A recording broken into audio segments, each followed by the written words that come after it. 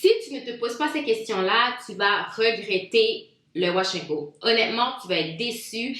Il faut te connaître, il faut que tu saches exactement quoi faire et à quoi t'attendre. Et pour ça, ces questions-là vont t'aider. Donc, hey! Coucou, bienvenue sur Curiosité, j'espère que tu vas bien. Merci de me rejoindre aujourd'hui pour une nouvelle vidéo. Aujourd'hui, on va parler de tout ce qui englobe les wash and go. Ça va être la période des wash and go. Je vais faire ma petite série sur les wash and go, je te le promets, parce que l'été s'en vient, l'été est là, donc je veux avoir du fun avec mes boucles, avec mes cheveux, donc je vais faire ma petite série de wash and go que j'aime bien, les produits que j'utilise, ma technique et tout, mais je tenais à faire cette vidéo parce que je sais qu'il y aura beaucoup de questions et d'attentes et je voulais m'assurer que vous ayez, on va dire, les bases avant de t'aventurer dans les wash and go. Ok, c'est pas compliqué. Donc, installe-toi.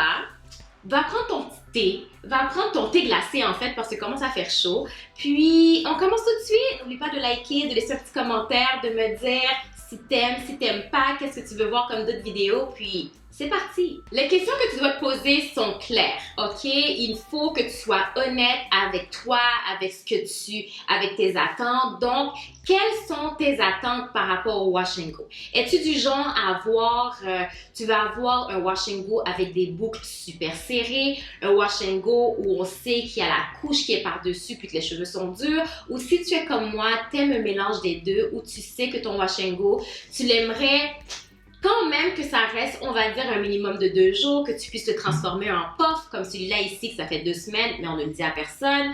Mais aussi que ça soit souple, que tu puisses faire d'autres coiffures avec, soit une couette basse, une couette haute, etc. Donc, il faut que tu saches tes attentes avant tout, avant d'entrer dans ce processus-là, parce que tu n'aimerais pas prendre la peine à découvrir les produits et tout, puis finalement, tu voulais un wash and go super bouclé, super curly, avec une texture assez dure, on va dire, qu'on met trop de gel, puis finalement, je te propose quelque chose de loose. Donc, sois clair avec tes attentes, sois honnête avec ta personne, puis je pense que c'est déjà un bon début pour que tu puisses faire ton wash. Sur cette même lancée, ma belle, est-ce que tu connais ta texture? Oui. Est-ce que tu es sûre de comprendre ta texture aussi? Parce que c'est très important pour un wash and go. Le wash and go, l'objectif d'un wash and go, en fait, c'est de pouvoir créer des boucles ou d'avoir ce petit effet effortless, d'avoir un afro avec une certaine texture là-dedans. Il faut que tu connaisses ta texture. Si tu me suis moi, t'aimes bien mes vidéos et tu penses que nos textures sont pareilles, c'est correct. C'est sûr qu'il y a de fortes chances que tu aies le même résultat que moi, mais des fois aussi, ça peut arriver que finalement, les différentes parties de ta tête, tu as des textures différentes puis ça ne fonctionne pas. Mais connais bien ta texture parce que tu ne veux pas t'attends à avoir des boucles super loose puis finalement tes boucles sont super serrées et que tu sois déçu ou vice versa puis que tu réalises finalement les wash and go sont pas pour toi ou tu ne peux pas adapter ta texture pour créer le type de wash and go qui te convient à toi. Sois honnête avec ta personne. Je ne suis pas là pour te dire quelle est ta texture, qu'est-ce que tu dois faire, est-ce que les wash and go sont pour toi ou pas. Tout le monde peut faire des wash and go. Avec ta texture, c'est sûr. Donc, sois honnête à ce niveau-là. Puis, si tu commences avec cette base-là, je pense que tu vas appréhender l'exercice de wash and go avec une meilleure joie de vivre. Puis, tu vas adorer le résultat que tu vas avoir par la suite. Ensuite, l'état de tes cheveux. Oui, le wash and go, je pense que c'est une des coiffures qui expose la santé de tes cheveux au maximum. En effet, quand tu fais un wash and go, ça met beaucoup en valeur tes kinks, tes boucles, tes frisottis et tout. Donc, si tes cheveux ne sont pas en santé, déjà avec le shrinkage, puis comment tes cheveux vont former un petit ressort, ça va faire paraître les pointes fourchues, les pointes qui n'ont pas été coupées. Est-ce que tes cheveux vont manquer de brillance? Je sais que certains gels que tu vas utiliser vont te donner de la brillance, mais des fois, c'est faux. Il faut bien connaître la texture de tes cheveux parce que c'est ce qui va aussi agir sur tes kinks et tes boucles, puis c'est très, très, très important. Donc, à ce ce niveau-là, assure-toi de couper tes pointes avant, de faire un masque hydratant avant, de faire un masque, pas un masque, mais un shampoing exfoliant pour donner à tes cheveux la chance de réussir le wash and go. Mais c'est sûr, si tu sais que c'est une coiffure que tu veux faire plus souvent, prépare tes cheveux avant parce que le wash and go met tes cheveux beaucoup à l'épreuve au niveau de la quantité de produits que tu mets, l'exposition que ça va avoir, soit au soleil ou le fait que ça ne va pas être dans une coiffure protectrice. Prends le temps de préparer tes cheveux avant, puis encore une fois, honnête avec toi-même. Si tu sais que tes pointes sont fourchues, il faut les couper. Si tu sais que tu as beaucoup de pointes ou que tu as les cheveux plus ou moins fins, il faut préparer tes cheveux en conséquence, puis encore une fois, ne pas te mentir à toi-même. Sois honnête avec toi, fais des bons soins, prépare tes cheveux, coupe les pointes, dorlote tes cheveux, tes kinks et tes boucles, peu importe, donne-leur de l'amour, puis c'est sûr qu'en faisant ton wash and go, en connaissant tes attentes, ta texture, la base est partie pour une réussite selon moi. Quelque chose d'autre qu'on néglige, quand je parle de couper les pointes, je ne fais pas référence à une coupe spéciale pour wash and go, je fais strictement référence à couper les pointes. Mais il faut que tu saches aussi quelle est ta préférence par rapport à l'apparence de tes cheveux une fois que le wash and go est fait. Est-ce que tu es le genre comme moi, c'est pas grave que tes cheveux ne soient pas la même longueur, mais ça te donne un petit côté afro, foufou et tout, puis t'es correct. Ou sinon, t'es le genre de personne qui préfère avoir un wash and go avec les pointes super de la même longueur pour que ce soit net. Parce que pour avoir cette coupe-là, il faut justement aller, si tu peux le faire toi-même, tant mieux, mais il faut que tu prennes rendez-vous au salon. Il faut que tu sois consciente aussi que ces coupes-là demandent très souvent que tu coupes tes cheveux avec ton shrinkage. Donc, pour qu'ils puissent couper les pointes, puis c'est possible, vu qu'on coupe avec le shrinkage, on coupe beaucoup plus de cheveux. Mais ça, c'est réservé vraiment pour les personnes qui font des wash and go assez souvent, puis c'est ça leur base. Mais pour moi, si tu es comme moi, couper mes pointes pour que je puisse avoir l'air d'avoir les cheveux en santé, pour moi, ça me suffit. Je ne veux pas de coupe et j'essaie de créer ma coupe avec le séchoir et ça me convient.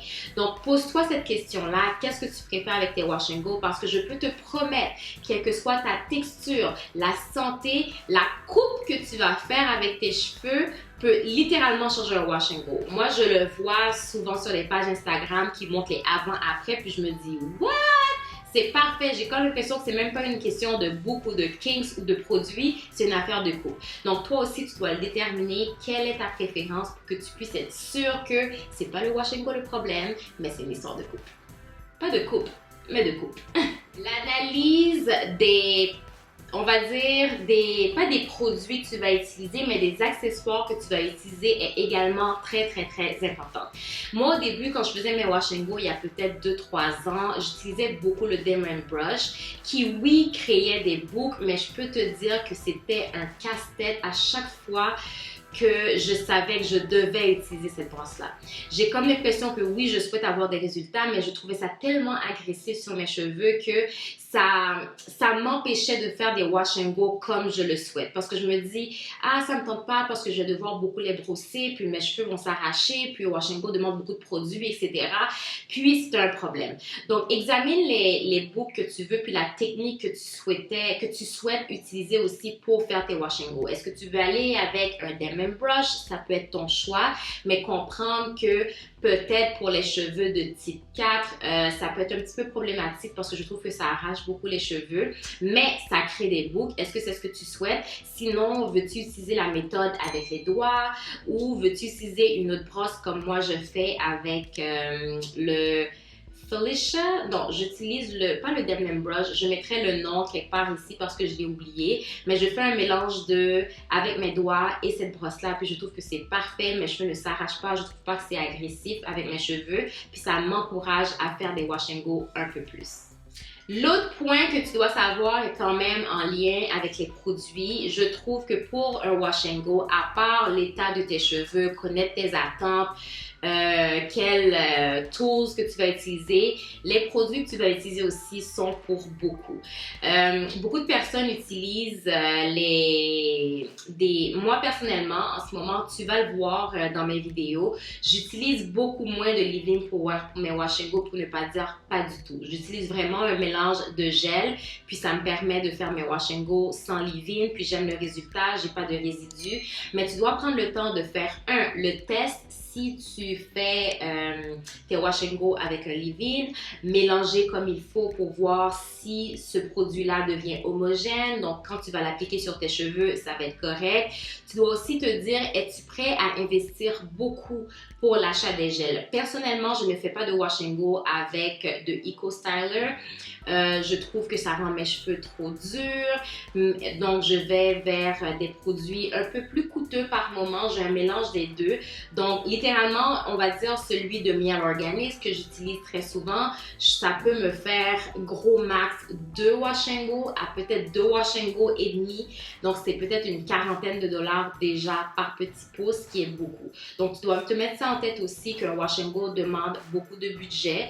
Mais pour toi, est-ce que tu es prête à faire ça? Mais je sais aussi quand le résultat, quand tu l'auras, tu vas adorer ça. Donc, il faut te préparer aussi pour te dire que un wash and go, ça demande des produits, certes, même si tu ne mets pas de leave-in, mais c'est beaucoup de produits. Après, bien sûr, avoir fait le test pour que tu puisses savoir exactement ce qui pourrait te correspondre et déterminer, es-tu le genre wash and go gel seulement ou wash and go mélange avec un leave-in? Donc, ce sont des questions que tu dois te poser aussi pour que tu puisses savoir quel type de wash and go que tu veux. Et pour conclure, un point très important, c'est que tu dois te mettre en tête que tu peux ne pas réussir ton wash and go du premier coup. Oui, c'est une réalité, donc il faut que tu te prépares mentalement à te dire que tu peux essayer une première fois avec certains produits, ça ne fonctionne pas. Une deuxième fois, tu réalises ta technique ou tu découvres tes préférences, mais tu dois te mettre en tête que tu n'es pas obligé de réussir ton wash and go pour la première fois. Ça fait à peu près 4 à 5 ans que je suis naturelle, puis j'ai commencé à aimer les wash and go. Aimer, pas les faire, mais juste les aimer l'année passée, donc l'été passé. Et je vais continuer à voir est-ce que cet été, c'est quelque chose que j'aime, est-ce que je peux continuer à explorer puis améliorer ma technique. Mais tu vas voir tout le long des autres vidéos puis de ma petite série ce que j'en pense, ce que je fais. Puis je ne le garderai pas pour moi, là, mes expériences. Je le partage avec toi. Sis, je te laisse pas de côté. Toi et moi, on a le même bateau, ok? Tout pour la vidéo. Donc, dans le fond, cette vidéo-là, c'est vraiment pour te préparer mentalement à ce que ça prend pour apprécier et apprendre à faire des wash and go. Honnêtement, j'ai souvent des questions sur ma page Instagram. On pose toutes les questions. Il n'y a pas de mauvaises questions, mais je trouve que quand je reviens avec, mais quelles étaient tes attentes avant? Est-ce que tu t'es préparé un budget? Est-ce que tes cheveux sont en santé à la base? Est-ce que tu sais qu'il y a d'autres façons de faire des wash and go. Tu n'es pas nécessairement obligé d'utiliser un diamond brush. Il y a d'autres façons de le faire. Donc, il y a beaucoup de questions qui reviennent dans mes messages directs sur Instagram que je trouvais que faire cette vidéo-là va te préparer mentalement à ma série de wash and go, mais aussi à te dire, hey, tu peux prendre ça relax, c'est pas la fin du monde, il y a la place à faire des erreurs, puis on est en mode apprentissage, puis hey, tu vas finir par te connaître aussi puis savoir ce que tu préfères. Donc, c'est vraiment ça. Donc, prépare-toi. Si tu veux ma série, si tu veux me voir, si tu veux m'encourager, tu vas liker, tu vas me laisser un petit commentaire pour me dire exactement ce que tu veux.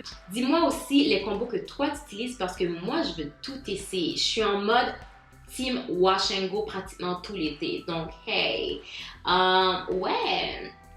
Donc, c'est ça. Alors, voilà. Donc, j'espère que tu as apprécié la vidéo. Like, laisse-moi un petit commentaire. Je te fais le gros bisou d'amour et on se revoit une prochaine fois pour une nouvelle vidéo. Bye!